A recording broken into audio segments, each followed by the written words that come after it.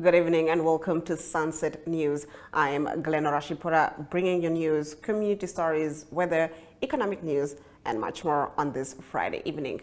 Getting into the news tonight, Councillor Buddy Bramwell from the Walvis Bay municipality stated that there is more than one solution to debt collection, but Red Force is not the answer.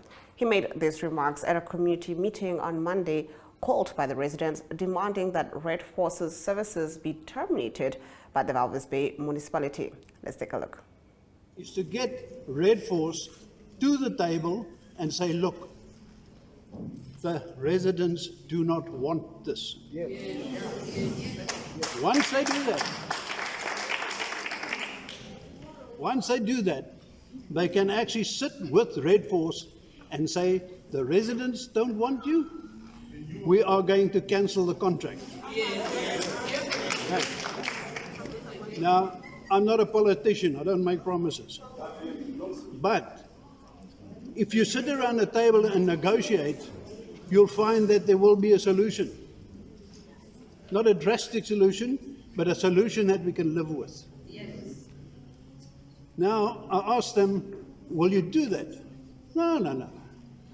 That will cost 42 million to get out of the contract. Salaries for this lot, so possibly it can happen. And yeah, we sit. Now we're trying to do something, and my colleagues, they want to crash it out. All good and well. Negotiation and talking about it and getting down to the nitty-gritty and maybe hiring a debt collecting section in the finance department will work. This is one problem, but there are many solutions. And not Red Force. That is not the solution.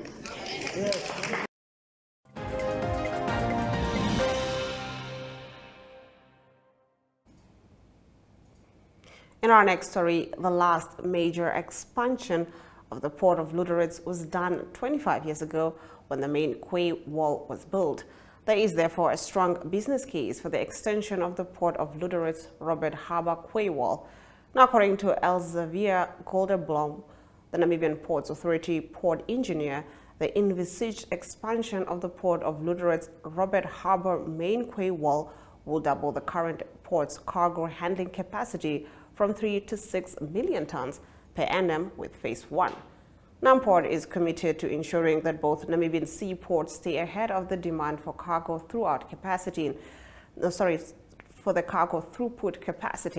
The Port of Walvis Bay was expanded in 2019 such that its cargo throughput capacity was doubled, Golderblom told attendees at a workshop with indigenous communities reflecting on green hydrogen initiatives in the southern Namibia, as theme hosted in Lüderitz recently.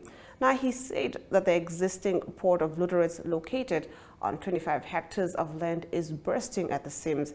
We have 95% existing berth occupancy and port utilization. It is best practice to expand your port when berth occupancy reaches 65%. The envisioned 250 meters extra quay wall length would accommodate one additional manganese carrier or 2 platform supply vessels. Customers for the expanded port are already at our gate. Now, according to Golderblom, the project would be implemented in phases and keeping in mind a total expansion plan in future. 15 hectares of land will be reclaimed adjacent to the current port. The existing quay wall will be extended by 700 meters, and this project will be implemented in phases depending on actual demand. The first phase of the expansion project will see 6 hectares of land being reclaimed adjacent to the current port. The existing quay wall will be extended by 250 meters. The construction process could commence in 2025 if all approvals are in place for the completion within 24 months. A parliamentary report on the Namibian Community and Magistrate Courts shows that in the Kunene, Ohangwena, Omusati, Oshana, Zambesi, and Oshadonjipa regions, 32 out of 42 operational community courts, with an annual budget allocation of $120,000 prioritize fast-tracking cases and compensate community members for losses, unlike magistrate courts. The report states, in some areas, it is the preferred dispute resolution mechanism because there is some form of compensation for the complainant. Compensation to the complainant is not limited to monetary payment. For example, if a defendant is fined $3,000, they can fulfill the payment by offering goods or assets such as goats valued at $3,000. Now, despite their efficiency, most courts argue that the $120,000 budget allocation is insufficient to fulfill their functions. $120,000 per annum simply is not enough to cover office equipment, water and electricity payment, as well as allowances and salaries. In Anchor, limited space has led to the boardroom being converted into a courtroom. Additionally, other courtrooms lack benches using traditional mats for sitting defendants and plaintiffs. They also lack sound recording systems, which are crucial as some people deny their testimony in court. Furthermore, payments for justices and assessors could take up to 5 months to be processed. Extending their frustration, they say they only receive allowances of $20 per session and an additional $4 per kilometer as per the kilometer rate. The report on the Community Courts Act 10 of 2003 emphasizes community-suggested amendments, including the proposal to hear minor cases at the village level instead of community courts. This preserves the role of the headman and enables low-income groups to access justice at the village level. The members also propose having an assistant for the community court clerk to cover during sick leave. Overall, the community courts are said to achieve their mandate because the communities they serve are satisfied with their operations. Professor Atlie Gamundani was a judge at the Co-Creation Hub Namibia Hackathon that took place last week in Windhoek. He expressed his excitement for the explanation of the ideas that were pitched during the hackathon. The hackathon was set to explore and reshape the Namibian innovation ecosystem. Let's take a look at that. Right. My name is Atlie Gamundani. I'm an associate professor at Namibia University of Science and Technology. I've been one of the judges for the just ended hackathon, which was really something that I would commend in terms of the approach which the team at CC Hub has actually used, especially the fact that the solutions, the 3 tracks we're focusing on in terms of the public sector engagement, in terms of tourism, in terms of the digital nomad solutions, and having that link, especially with the respective, let's say, ministries or stakeholders that are actually involved. So just reflecting on the pitching that we got from the teams that were competing for this hackathon, one of maybe the first impression that I actually got is the type of potential that we have, especially within Namibia, from these upcoming solution providers, the new generation, the type of thinking and the potential that lies in some of the solutions.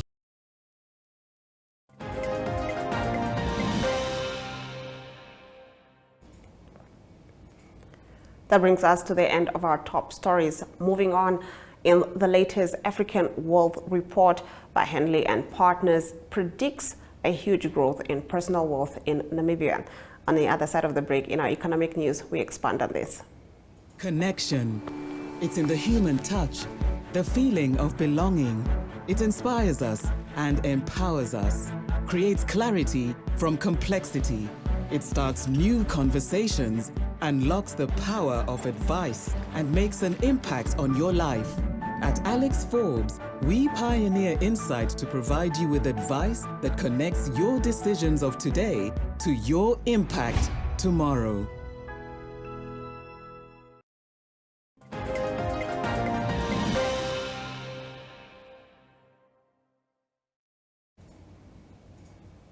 Getting into our economic news, the latest African Wealth Report by Henley and Partners predicts huge growth in personal wealth in Namibia and relies on the Global Peace Index by the Institute for Economics and Peace, which listed Namibia as the second safest country in Africa after Mauritius. According to the Henley report, the number of dollar millionaires in US dollars in Namibia is expected to grow by 85% by 2033.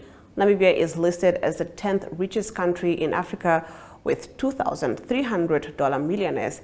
Windhoek is the 15th richest city in Africa, according to the report, with 1,200 dollar millionaires living in the capital. Namibia is also poised for impressive high net worth growth with a forecast of more than 85% by 2033. The country's propensity to offer accommodation by investment, coupled with its resource-rich economy and strategic location, is expected to attract global investors, the report said. Now, despite the apparent growth in personal wealth, Henley and Partners warns of worrying trends. A large number of billionaires have left Africa in the last 20 years. There are 54 billionaires in the world who were born in Africa, but only 21 of them still live on the continent. This is a big concern, as billionaires are often entrepreneurs and are company founders who therefore have the capacity to create hordes of jobs in their host country, says the report. Now, in the last decade, approximately 18,700 millionaires emigrated from the continent, measuring the majority who moved to the United Kingdom, to the United States of America, Australia, and the United Arab Emirates. Millionaires also apparently flocked from Africa to France, Switzerland, Monaco, Portugal, Canada, New Zealand, and Israel. Around 1,600 millionaires moved from one African country to another, with Mauritius, South Africa, Morocco, and Namibia being the countries of choice for these millionaires. Let's take a look at our financial indicators.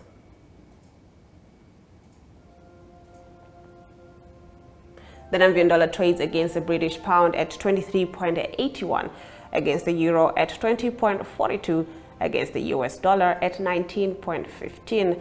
2 Namibian dollars and 64 cents gets you 1 Chinese yuan. On the commodities market, copper went up, while gold, platinum, and Brent crude oil went down. Brent crude oil trading at 0.70%, going for $86 and 55 cents per barrel. Story of the day follows after the break.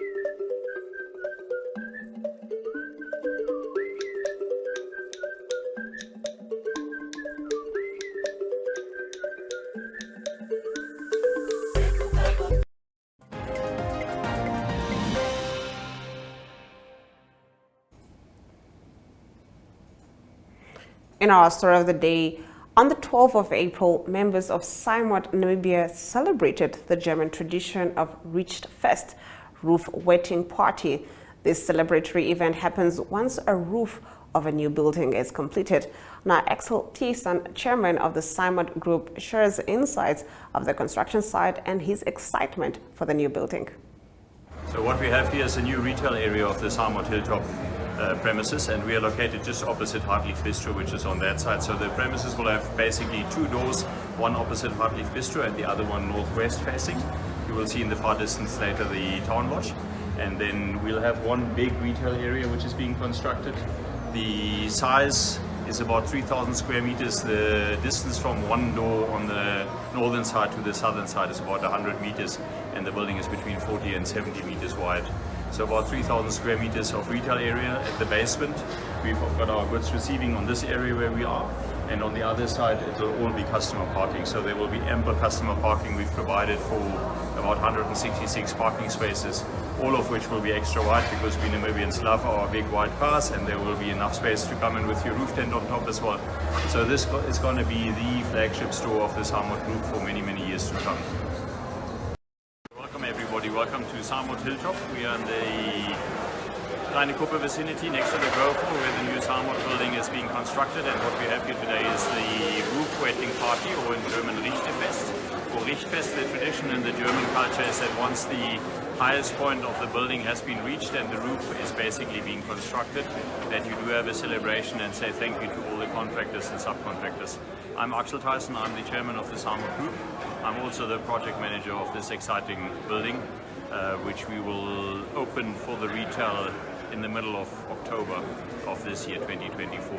So a little bit more to the function. We've invited the subcontractors.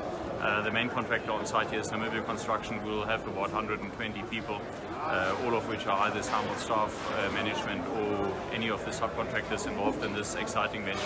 And we just want to say thank you, and with this flag hanging up there, and there will be a German tradition later on as well, which you are welcome to film, and welcome to this exciting venture here.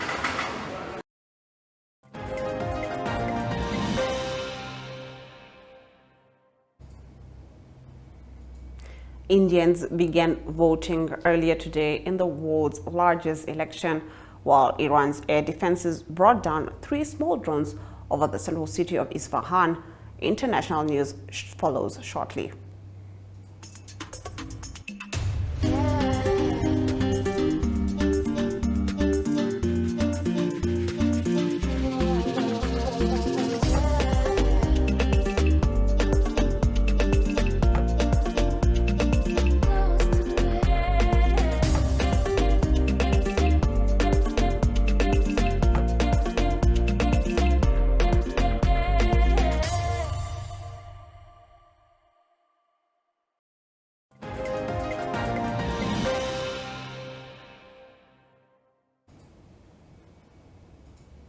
Getting into our international news, Indians began voting today in the world's largest election as Prime Minister Narendra Modi seeks a historic third term on the back of issues such as growth, welfare, Hindu nationalism, and personal popularity.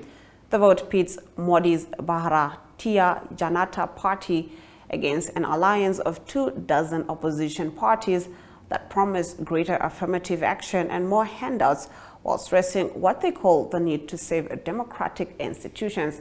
Friday's phase is the first and largest of 7, covering 166 million voters in 102 constituencies across 21 states and territories, from Tamil Nadu in the south to Arunachal Pradesh on the Himalayan frontier with China.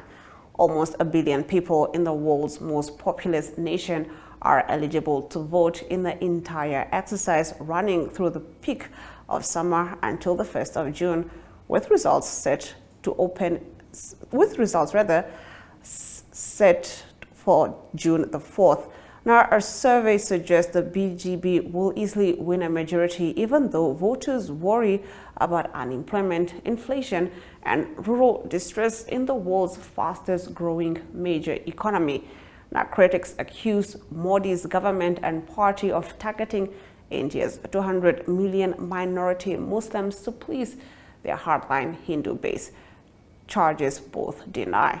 Now, Modi aims to win 370 of Parliament's 543 seats, up from 303 in 2019, hoping for a 2/3 majority that some fear could let his party make far-reaching constitutional changes.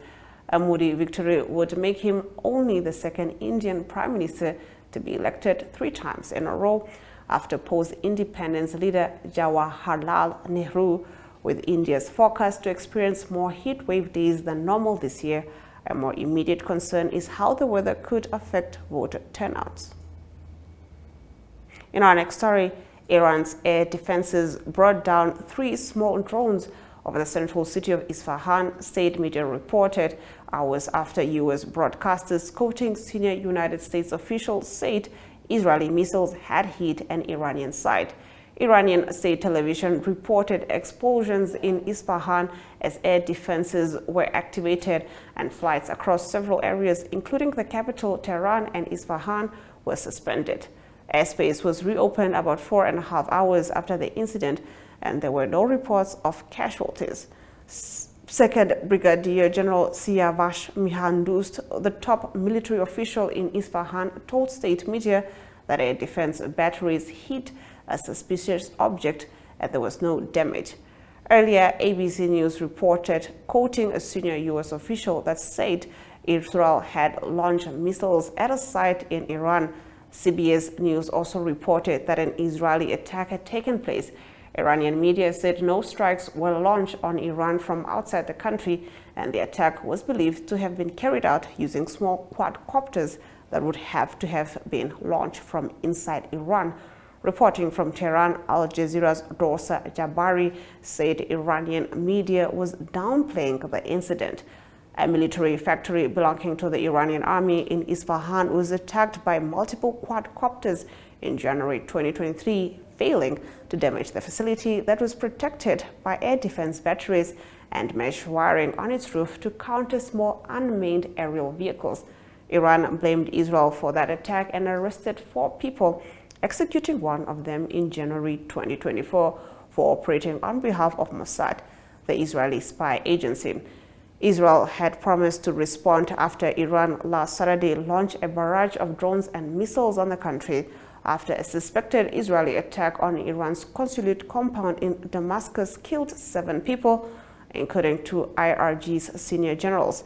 Isfahan is considered a strategically important city and one that is host to several important sites, including military research and development facilities, as well as bases. That brings us to the end of our international news. Let's take a look at our weather predictions.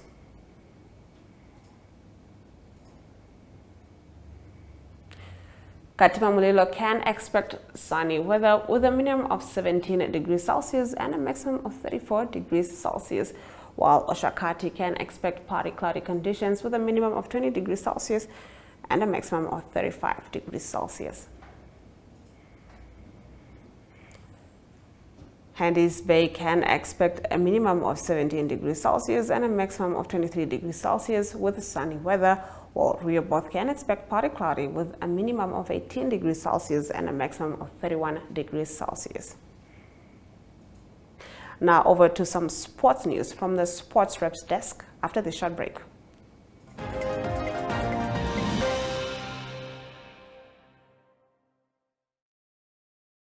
Good day everyone, time for international sports news, starting off with tennis news first. 2 tournaments being played at the moment, one on the ATP Tour and one on the WTA Tour. The WTA is the women's tour. It is the Stuttgart Open and it is Emma Raducanu through to the next round. She beat Linda Noskova by 6-love and 7-5. It's Raducanu that will now play the number 1 seed, that is Iga Swiatek. Swiatek beat Elise Mertens by 6-3 and 6-4. That is to advance to the next round. And it is Ons Jabeur of Tunisia, not a good tournament for her. She's number 7 seed. She lost to the unseeded Julie Paolini and the score 7-6 and 6-4. On the ATP Tour, that's the men's Barcelona Open. All these tournaments being played on clay surface. It is number 4 seeds Alex de Minaur of Australia out of the tournament. He earlier beat Rafael Nadal, but he lost to Arthur Fils of France, the score 7-5 and 6-2. And then Casper Ruud is still continuing his good form. He's number 3 seed. He beat Jordan Thompson of Australia. He's the 14th seed, the score 6-1 and 6-4. That's the Barcelona Open. On to golf news. On the men's PGA Tour, it's the RCB Heritage Tournament being played at the beautiful Harbour Island, but not good weather in the first round, lots of fog, so the first round had to be postponed. And good news for the organisers is that Scotty Scheffler, the winner at the Masters, he's playing in the tournament, and also Max Homa. On the women's side, the LPGA, it is the Chevron Championship, and the news of the tournament is Nelly Korda. She's 2 shots back from the lead. Nelly Korda, the world number 1, trying to become the first women's golfer to win 5 tournaments in a row. And it is Nelly Korda that won the previous 4 tournaments that she started. At the moment, she's 2 shots behind the leader, and it is Lydia Ko that is also on 3 under par in the tournament. Nelly Korda played 4 under par in the first round. Not good results for the South Africans. Paula Rito at a round of +4, and it's Ashley Buhai +11, so they're way outside the possibility to make the cut. And to close off today's international sports news, it is Formula One racing news. It is the sprint race that will be in the Chinese Grand Prix on Saturday, the main race on Sunday, and it is the placings that has been decided for the sprint race on Saturday.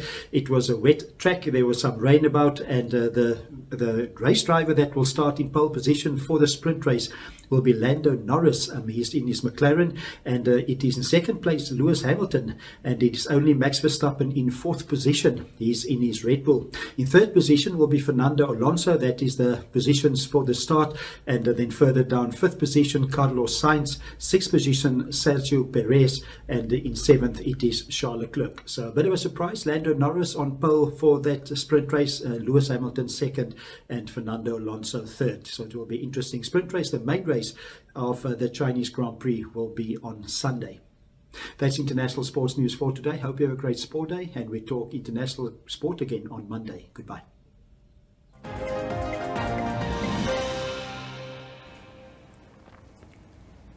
That was Ari Hohart with the sports news. And with that, we've come to the end of the broadcast. Make sure you join Sunset News on Facebook, on all the NMH platforms on weekdays, as well as on our website, oneup2.com. Sunset News screens at DSTV channel 285 and GoTV channel 25 every weekday and Sundays from 7:30 p.m. to 8 p.m. From me, Glenn Rashipura, have a lovely Friday and a beautiful weekend.